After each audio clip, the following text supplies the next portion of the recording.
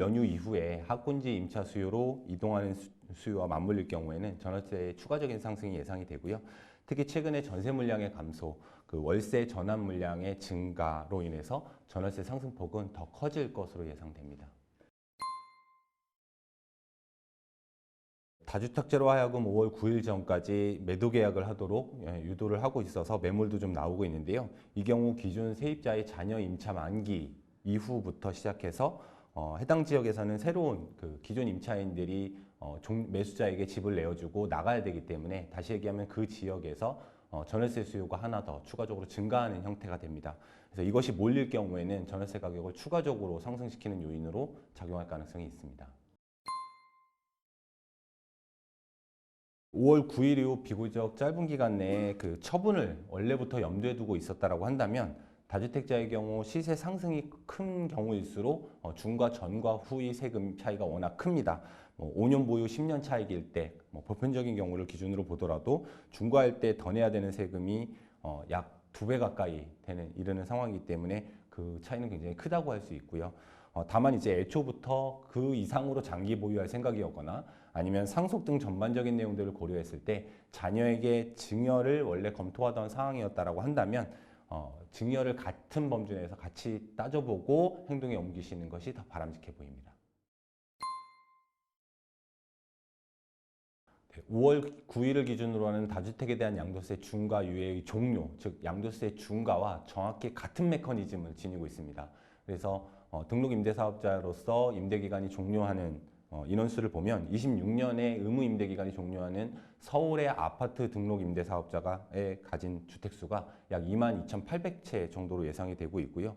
2027년과 2028년에도 추가적으로 의무 임대기간이 순차로 종료되는 일량이 꽤 많은 상태입니다. 다 합치면 4만 호 정도 되니까요. 이 물량이 일정한 처분 기한 내에 처분하도록 시행령이 개정될 경우에는 매물로 유도하는 효과는 분명히 있어 보이고요. 그런 의미에서는 집값 안정에도 어느 정도 도움이 될 수는 있겠습니다. 다만 우려스러운 점은 이러한 세제 혜택을 종전부터 신뢰하고 주택의 등록임대, 8년이라고 하는 긴 기간 동안 의무 임대를 했었던 등록임대 사업자들에게 주어지는 신뢰성의 타격이라고 하는 부분은 좀 걱정스러운 부분입니다. 네, 인상될 것이라고 예상하고 있습니다. 이미 다주택의 매물을 5월 9일 전까지 유도하기 위해서 계속 안 팔고 갖고 있을 경우에 보유세도 추가적으로 인상할 수 있다라는 예고를 좀 한 바 있고요.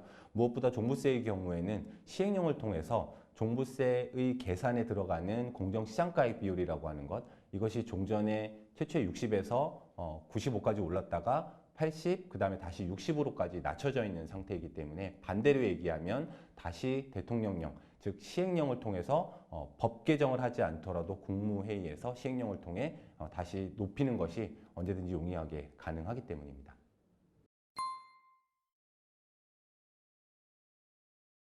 전체적으로는 여전히 상승하고 있는 중이고요.